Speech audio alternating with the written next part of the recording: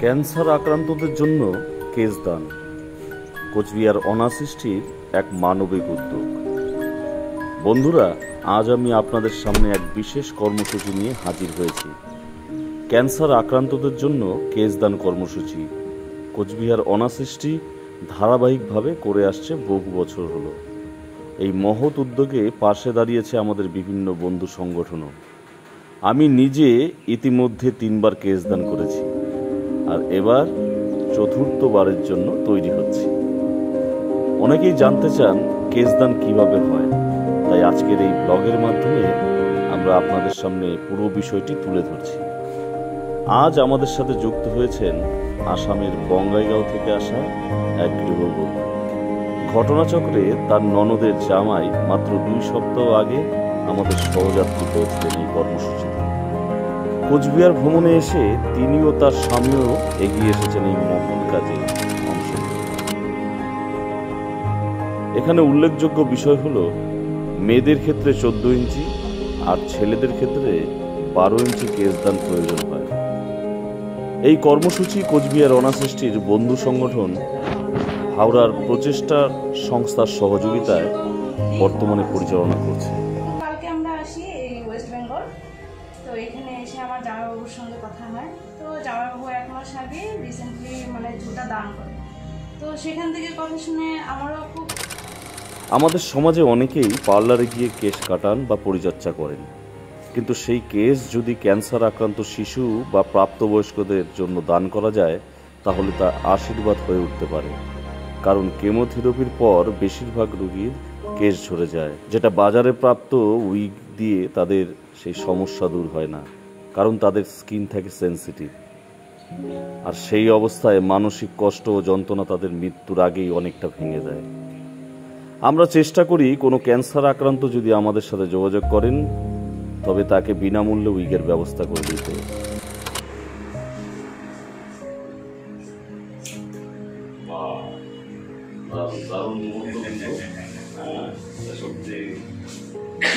এই শান্তি একটা অসাধারণ একটা আপনার চোখে মুখে ফুটে উঠছে। বাহ, দারুণ।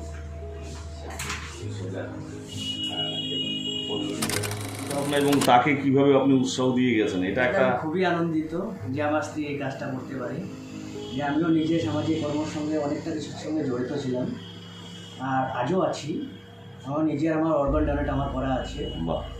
আর প্রথম যেদিন আমার সঙ্গে মিসেসের বিয়ের পর আমি বললাম যে আমি যদি কখনো মারা যাই, তুমি একটা কাজ করবে, মেডিকেল কলেজে খবরটা দিতে হবে, কারণ আমি অলরেডি অর্গান ডোনেট করেছি। তারপর তো মিসেসের সঙ্গে আমার ঝগড়া, এই ধরনের কী ব্যাপার, তুমি মারা যাওয়ার পরে অর্গান ডোনেট করতে লাগবে। আমি বললাম না, আমি মারা যাওয়ার পরে হয়তো আমার চোখটা বেঁচে থাকবে, কিছু তো বস্তু বেঁচে থাকবে, সো তুমিও আজ থেকে এভাবে করার চেষ্টা করো।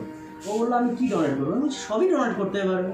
তারপরে আমার জামাইবাবুর থেকে জানতে পারলাম যে এখানে চুল ডোনেট করা হচ্ছে, যেটা ক্যান্সার পেশেন্টের জন্য প্রয়োজন হয় যতটুকু হয়।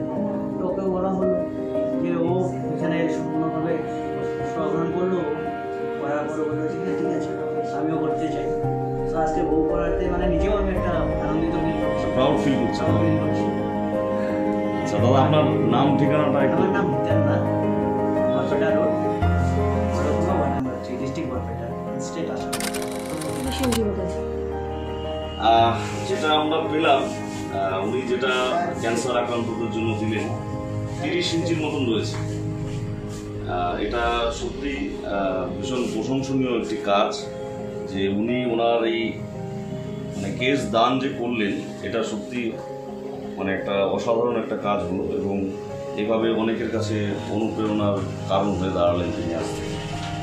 তার এই মানবিক কর্মকাণ্ডের জন্য কোচবিহার অনাসৃষ্টির পক্ষ থেকে অনেক অনেক অভিনন্দন শুনেছি। আপনিও যদি ইচ্ছুক হন, তবে এই কর্মসূচিতে অংশ নিন, কারণ আপনার সামান্য দানই হতে পারে কারো জীবনে আশার আলো।